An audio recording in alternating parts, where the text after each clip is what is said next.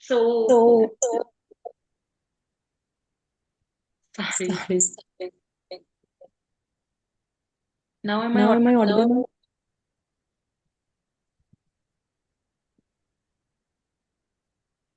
A bit of echoing was there. Now is it fine, ma'am? My audio. Yes, yes, it is. So, hello everyone. So, welcome to today's podcast. I'm your host, Lovely Dwivedi, and I'm truly delighted to have you all with us. Today, we are focusing on a very important topic, parent orientation. So, as we know, the partnership between parents and schools plays a crucial role in shaping a child's learning journey. To guide us through this, we have a very special guest with us, Mrs. Bindu Sangwan, ma'am, the respected principal of the Delhi Public Girls School, Kotputli.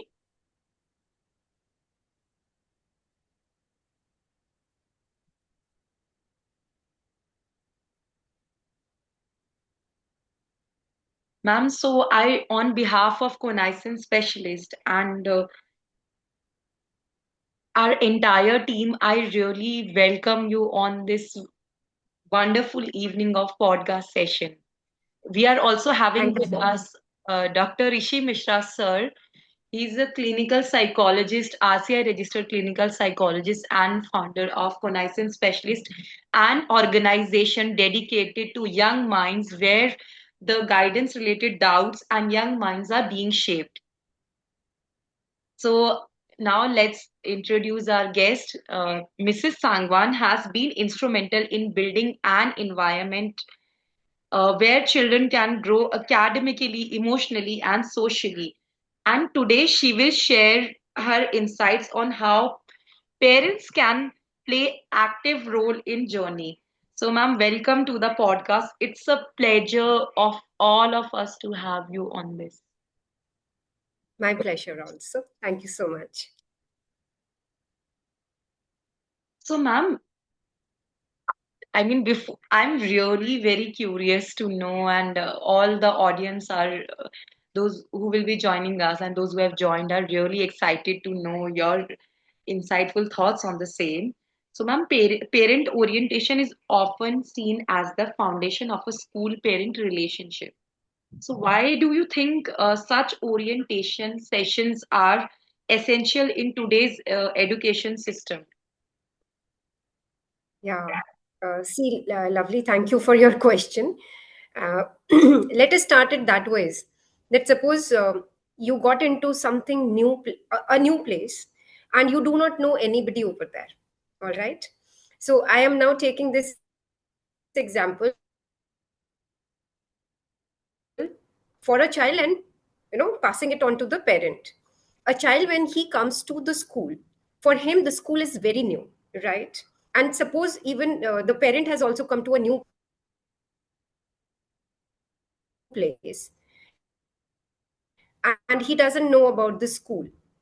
So here comes the importance of parents orientation before we orient the children, because they are paying for their children's education to the school, and that how the school is going to take my child about the school, then who else should know about it? And moreover, the parents orientation plays a very important role when you are leaving your child first time from your home to a school. For the child, there are children who can very easily adjust in an environment, but there are such children as mothers, basically I would say, they clung to them, and then they even don't even look at you, even if you tell the child as many times, talking to the child very politely, softly, but then still the child is not leaving the mother. Now, I'm giving you this new child coming to our school, and the same thing had happened, that the child was not ready to look at us, talk to us, even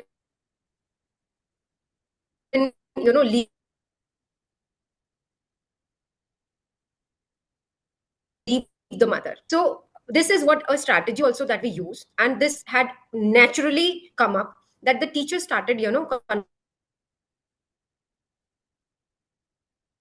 conversing with the parent. The parent also started, when the child observed mother talking, and the moment that confidence is there, that the first thing that a child when leaves the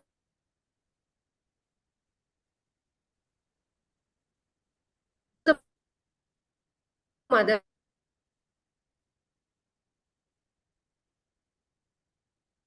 is, now this safety is very important. So when the child is moving out of the that time, that the child gradually he left the mother and went into the activity corner in the school itself, and he started playing.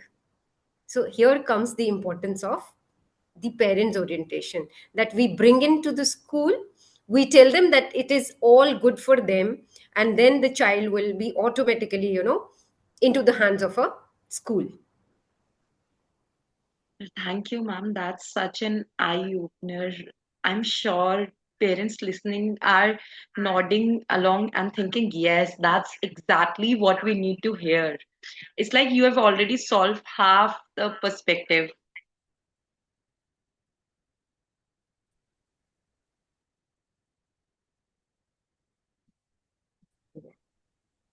True. Ma'am, I'm True. audible, right? Yes. Yeah. So, ma'am, next we have like parents feel sometimes their role ends once they enroll their child in school. कि अभी तो हमारा like we have enrolled our child in the school, so abhi now our job is done. What would you say about the continuing role of parents in the child's early learning years? See, in fact, the parents' role never ends. In our Indian system, rather, it is opposite. I have, traveled a lot of European countries also, where I had seen that system, that after 12th class, the child doesn't stay at their parents' home. And when we had asked them that why is it so, they say that what will they think, that we cannot, do our own, take our own responsibilities, and that is a custom over there, right? But we Indians, our parents, our grandparents, our great grandparents, everybody is there with us, till the time they are there with us, right? They never leave us. So now, how they have to understand that their role in teaching learning process, we always talk about teaching learning process that is happening between the child and the teacher in a school. But teaching learning goes beyond the four walls of a school. Parents are the first teachers of a child. Who's teaching them how to speak? Their parents. It's not any play school teaching them, isn't it? So Yes, ma'am. there they have to understand that the early childhood is so important and so crucial, that whatever they are learning at home, they reflect that thing in school, and whatever they are learning in school, they reflect it at home. So the language of the house, of the home, and the language of the school has to go hand in hand, that you have to wish everybody at home also, or here and there everywhere. But when the child is not being conveyed the same thing at home, the child will never do so. And that is where some of the parents, they come and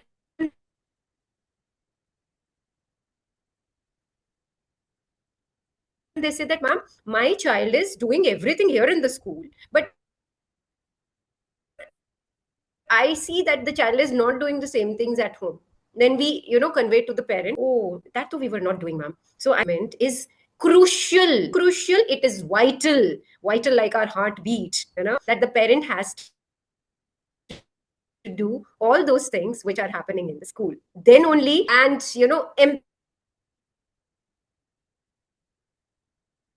empathetic citizens in our country, right?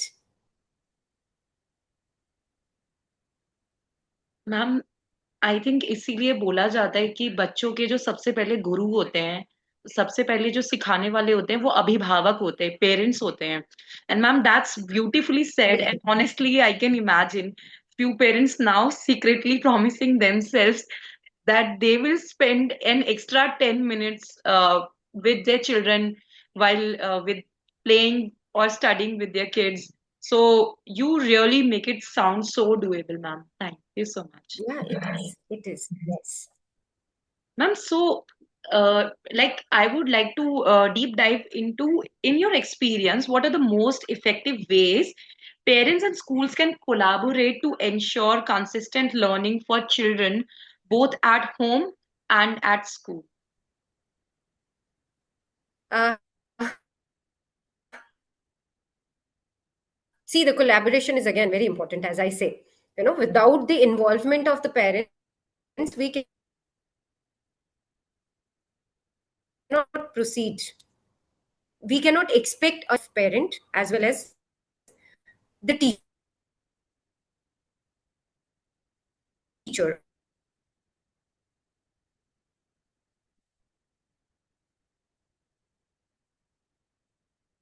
or the school. Okay, it is a triangle, right? The triangle is the school, the parent, and the child, right? And this triangle completes the principal, the admin, everything. So the triangle are very important. Otherwise, we cannot expect. They collaborated in many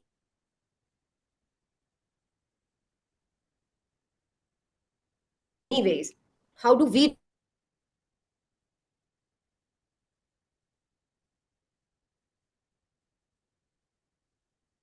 school, like we call sometimes grandparents to for the storytelling session activities. So, and if we know that some of the parents, they have interest in that particular activity, because we always try to know the background of the parents also when children are coming to us. So if in case that area, we have a parent who has an expertise in that particular area, we try to have that parent as a judge in the school, his or her own parents sitting over there, and judging the event. They feel elated. They go and tell 10 children over there, he or she storytelling sessions with the grandparents are happening. Children are, as it is, grandparents are their life.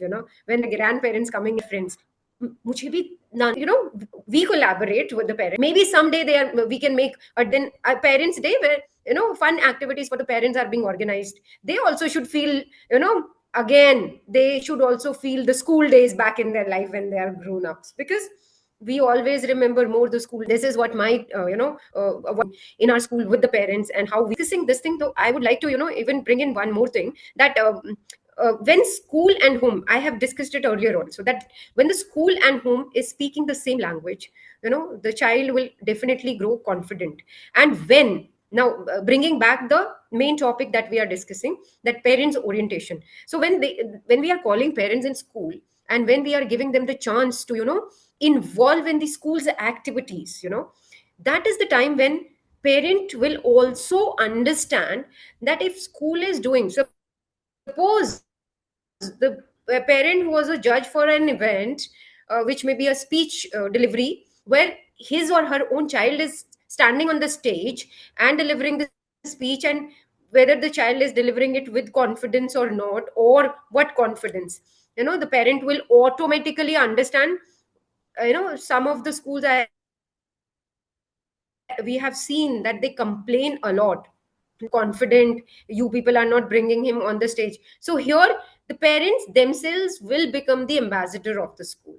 They will tell the other parents also that this is what the school is doing, so you please trust the process. Yes, you should trust the process, and you will see the results are happening, isn't it?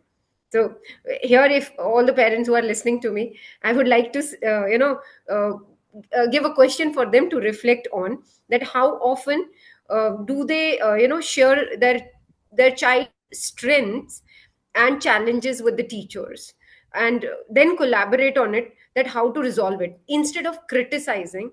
You become partner in the development of your child.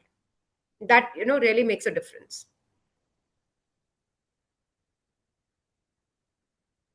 Well, ma'am, absolutely agreed. Ma'am अगर parents भी involve हो जाएं साथ में, बच्चों के साथ एक इंटरेक्टिव डिस्कशन रहेगा, वो बहुत ज्यादा बच्चे भी बहुत एंजॉय करेंगे. Absolutely ma'am, that balance between school and home is really like a relay race. When parents and teachers pass the baton smoothly, children just keep running happily. I think that analogy will stick with many of us. True. So ma'am, Very now true. yeah.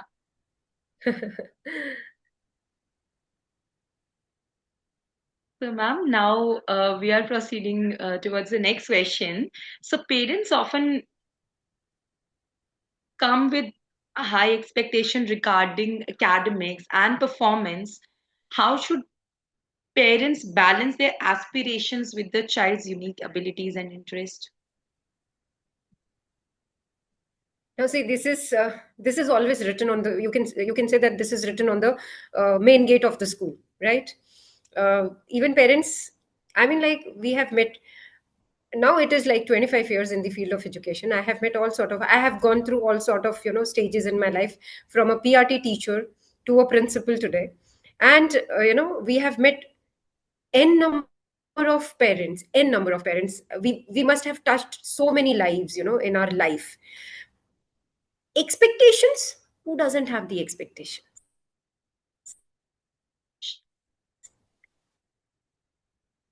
Everybody. Don't we have the expectations from the parents? Don't we have the expectations from the students? We all have expectations, everybody. Also, if you can become a partner in it, and then you are sitting aside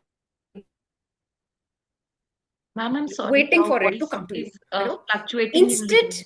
if you say,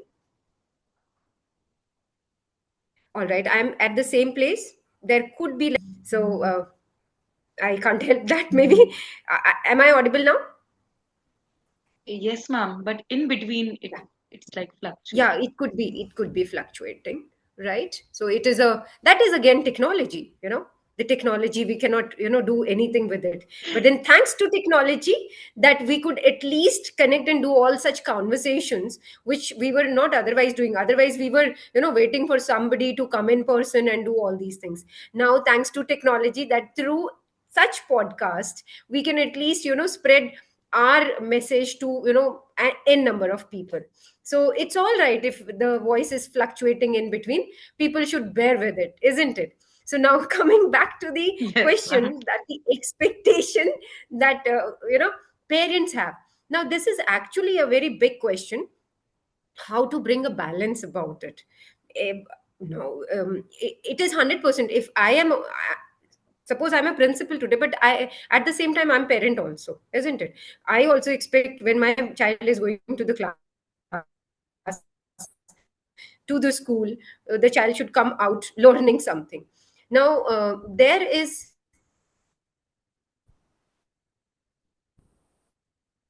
a difference, a thin line between these things. Are you expecting only the marks, that the child secure 10 out of 10, and when you are asking the child to apply this thing in life anywhere, child is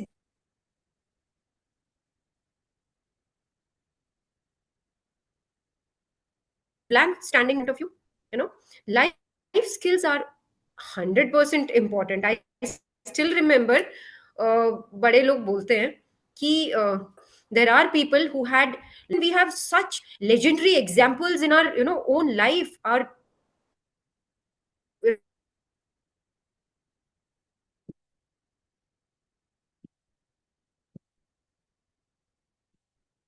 great leaders also understand that expectation has to match with the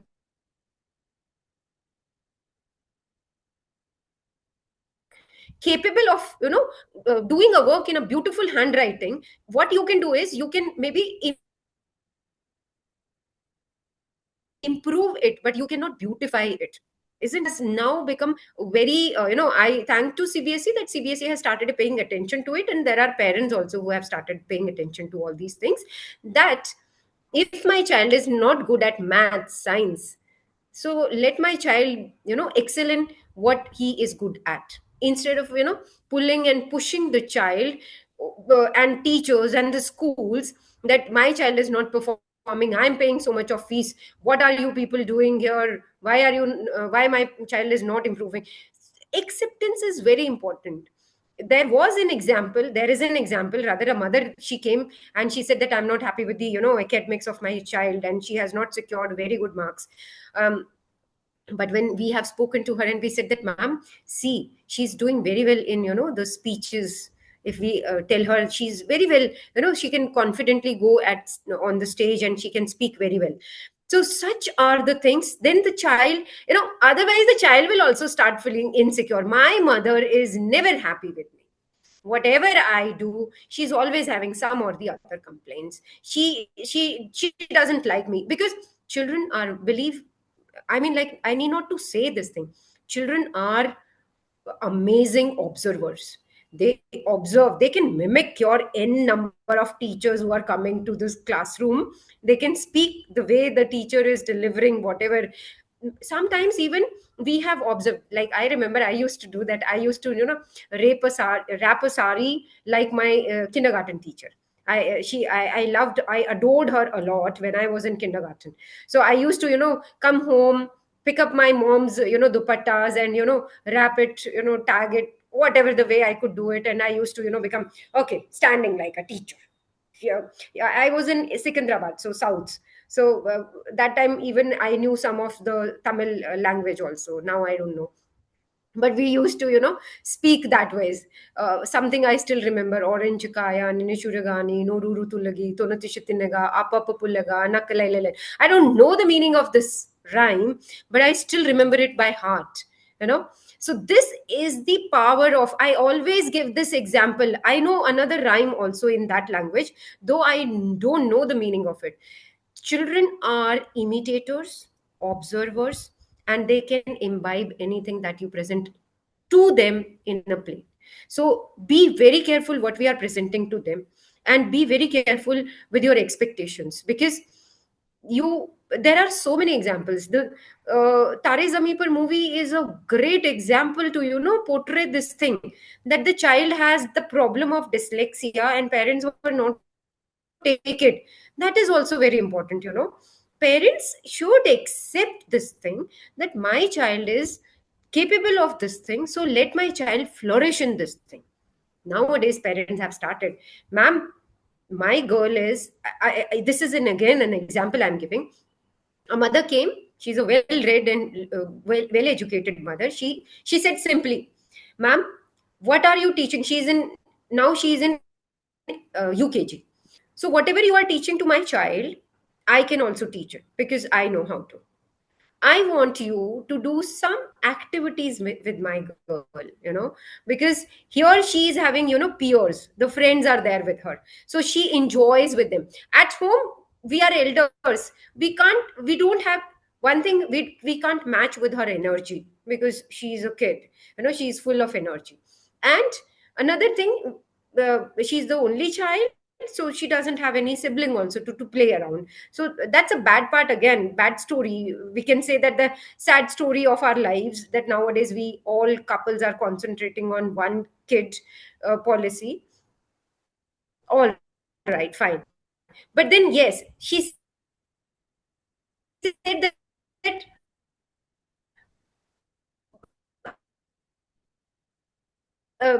leaving it apart, she emphasized that, ma'am, she loves to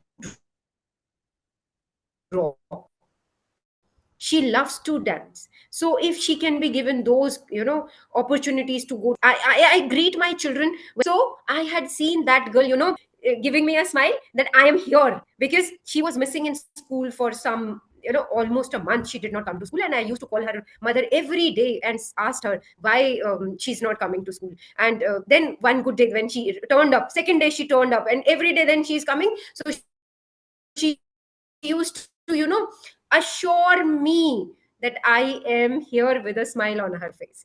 So such is, you go beyond your expectations. You have to understand that what sort of things are you expecting from us, what are you asking, what is your child capable of. We have to pay attention to that, and that's very important, very important.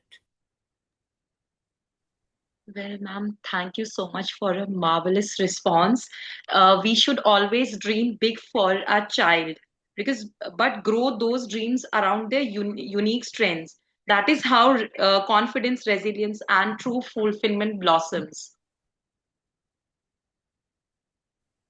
Correct.